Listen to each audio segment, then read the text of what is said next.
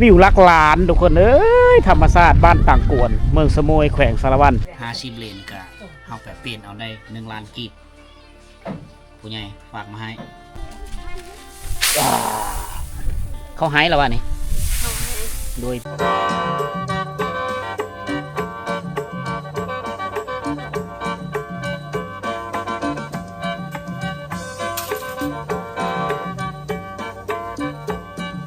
สบายดีทุกคน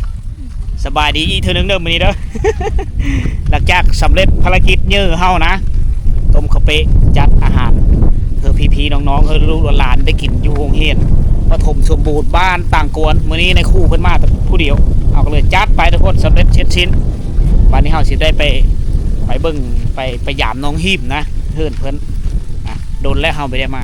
วิวลักล้านทุกคนเอ้ยธรรมชาติบ้านต่างกวนเมืองสมุยแขวงสารวันดินดำน้ำซุมน้ำในไหลตลอดเบิ่งว่าพวกอันนี้พอเพียงแต่ตะข้องห้องน้ำนี่น้ำในไหลตลอด24 ชั่วโมงไม่มีแหละฉะนั้นเฮ็ดเธอทางนี่จะเปิ้นตลอด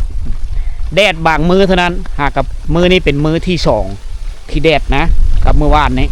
มือเราเดินทางมานะก็แดดเสียงน้ำไหลแถวนี้ธรรมชาติอุดมสมบูรณ์พูดเพื่อนนางหิมอยู่พูดโอ้ทหารเพื่อนเจ้านี่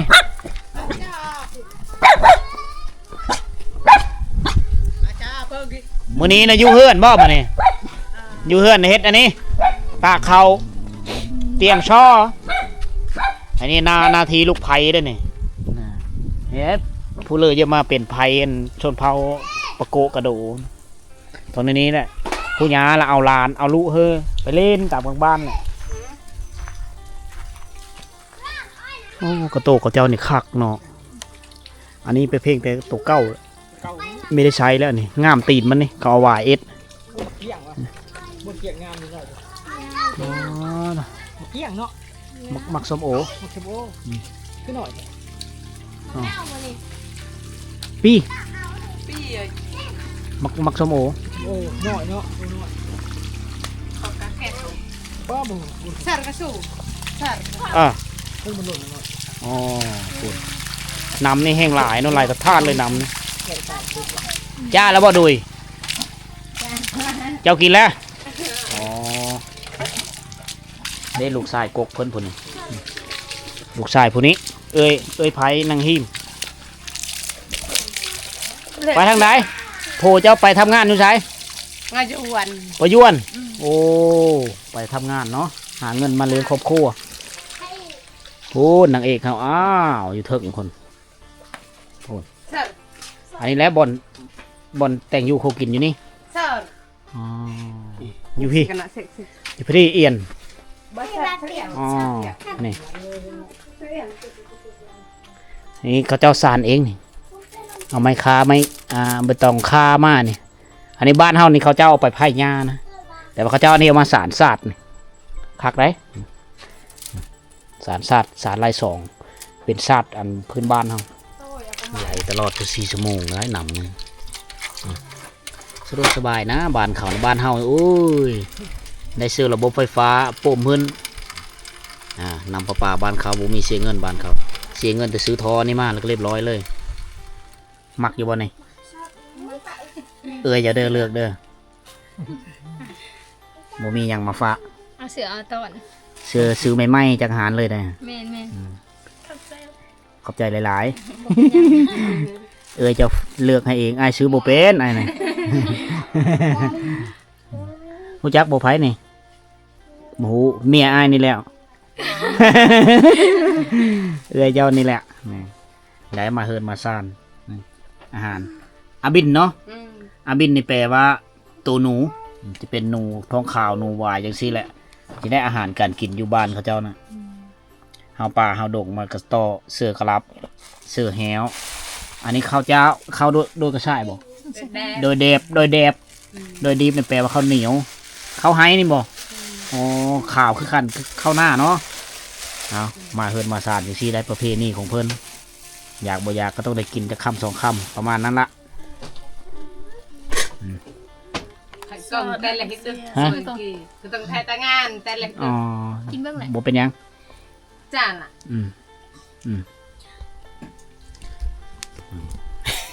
กินข้าวมาเธอเลยกินข้าวเฮิร์นนางหิมตลอด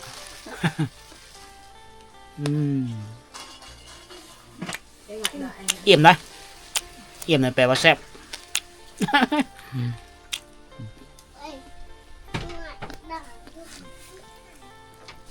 ฝันยังคืนเนี่ยฝันได้บ่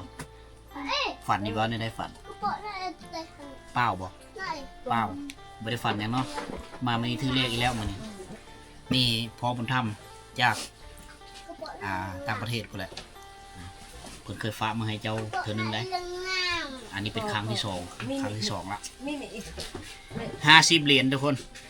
1 2 3 4 5 6 7 8 9 10 50 เหรียญกะเอาไปเปลี่ยนเอาได้1 ล้านกีบ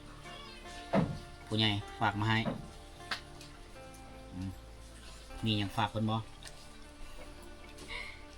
ว้าวเป็นบ่ว้าวเองมึงเอายกมือขึ้นขอขอบบุญขอบคุณขอบคุณผู้ใหญ่ใจบุญผู้ใหญ่ใจบุญที่ฝากเงินให้หลานน้อยที่ฝากเงินหลานให้นะ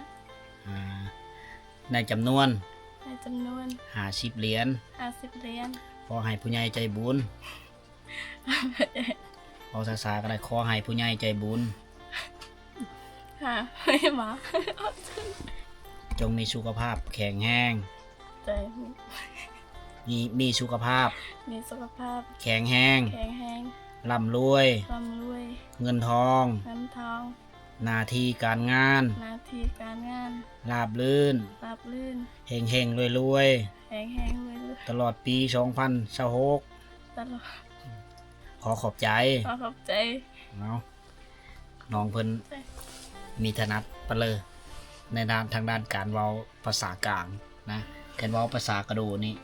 หลายลิตรแม่นบ่ลองว่าเป็นภาษากระโดมึงดูภาษาเจ้าเลยว่าเป็นภาษาเจ้าเลยขอบใจอันก็โอนประนะขอบใจเอ้ยขอบใจไหมเอาโอเคแล้วขอบขอบเจออีกทีนึงเนาะที่พอบุญธรรมฝากเงินมาเฮอะซื้อน้องฮิมตอนนี้อายุจักปีแล้ว16 ปีคือเก่ามาปีกายนี่ก็16 ปีมาปีนี้ก็16 ปีบ่ทันได้เต็มน่าจะปลายประมาณช่วงฤดูฝนน่าจะฮอด17ผู้เทิร์นน่ะ17ปลายๆเพิ่นนี่16ปลายๆแล้วเอาสำหรับวิดีโอนี้พวกเฮาสิได้เดินทางกลับทุกคนสำเร็จภารกิจแล้วก็มามอบของขวัญเอาเสื้อได้ตัวนึงกับเงินจำนวน1 ล้านกีบมาฝากน้องฮีมเพิ่นสู้ๆเด้ออันนี้รางวัลคนดุอยู่เฮือนแหละซอยเวไผซอยเวกพ่อเวกแม่พ่อก็บ่ได้อยู่บ่พ่อไปไสพ่อไปหาเงินจำหมดอ่ะตะเลยแกหินฮะพ่อไปแก้หินไตอ๋ออยู่ปันไตอ๋อไปหาเงินกับอ้ายก็ไปหาเงินสรุปแล้วอยู่เฮือนตอนนี้มีแต่ผู้หญิงบ่แม่นบ่มีแต่ผู้หญิงเนาะมีแม่มีเอ้ยไผแล้วก็มีเจ้าอยู่เฮือนเนาะแล้วก็น้องๆกับหลานนี่อ๋อผู้ใดไปหากินเอ้ยไผไปหากินกับเจ้าอ๋อมาเฮ็ดกินคือได้หนูนี่เนาะเอาบ่มีหยังหลายเด้อมามื้อนี้บ่ได้อยู่ดนเฮ็ดเวแล้วก็สิได้กลับพวกเฮา3คนกลับเมืองเมืองพินเจ้าเอิ้นหยังอันนี้อะบกมันด่างมันแก้วกระเช้าบ่แดงบ่เหลืองอันนี้หัวมันน่ะมันต้นตะกะลองบ่หิมสีมันเป็นอะไรแดงหรือเหลืองแดงบ่อ๋อ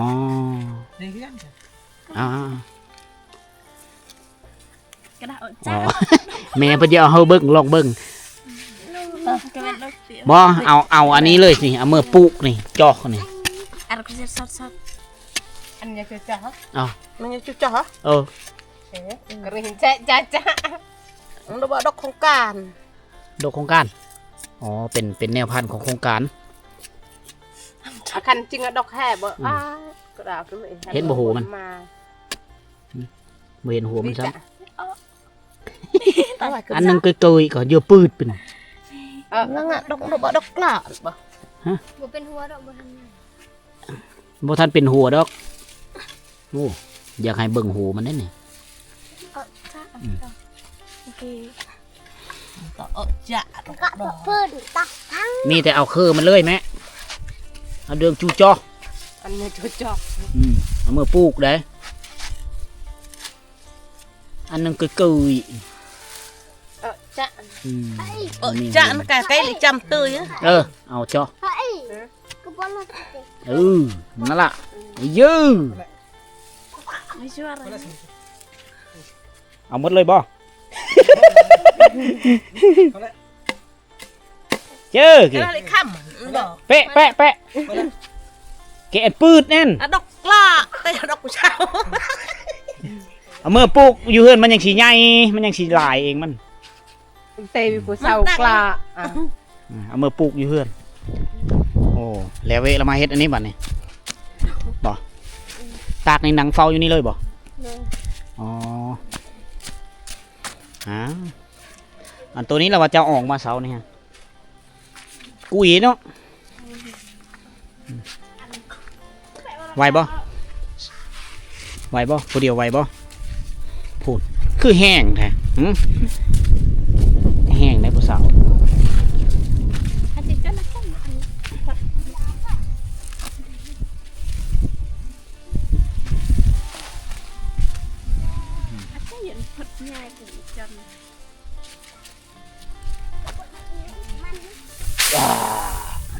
เขาหายแล้ววะนี่โดยพี่ได้ชอพี่ได้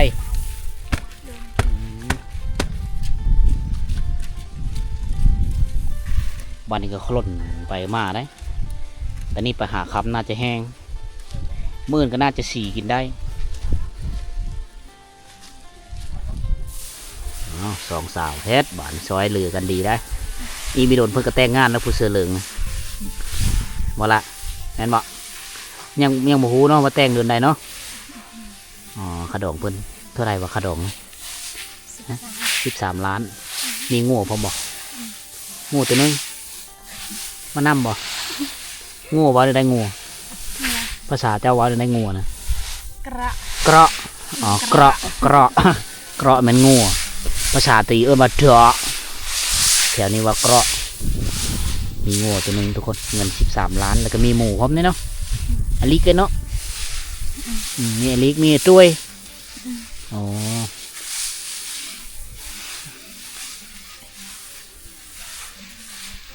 จังสิละกันในช่วงเวลาที่พักผ่อนต้องได้ตะเข้าเลยล่ะเพราะว่าแถวนี้มันแดด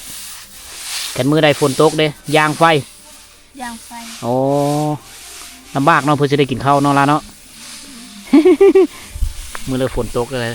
จำเป็นต้องดังไฟแล้วก็ย่างไฟบนมือได้อยู่นะฮะแบบเดียวเขาย่างซีนแห้งละแต่มือนี้มันแดดมือนี้2 มื้อนี้แดดเนาะเมื่อวานนี้กับมือนี้สมัยมามือกลางคืนเนาะยังเป็นขี้ตมอยู่ทาง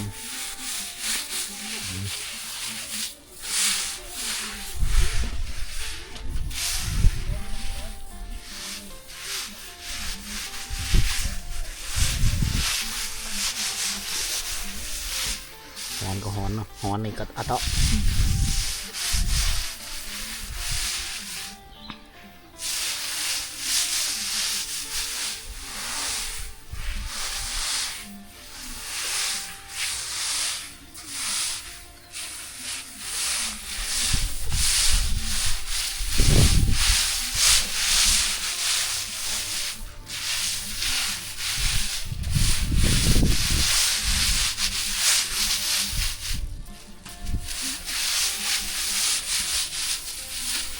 คนอยู่เขตหนาวจะขาวทุกคนเนาะ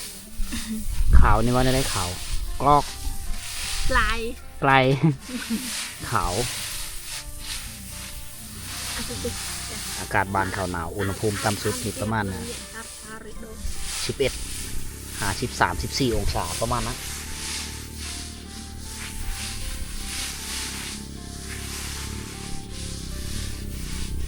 ไปบัดนี้ไอ้ชิได้กลับเด้อเมื่อก่อนเด้อ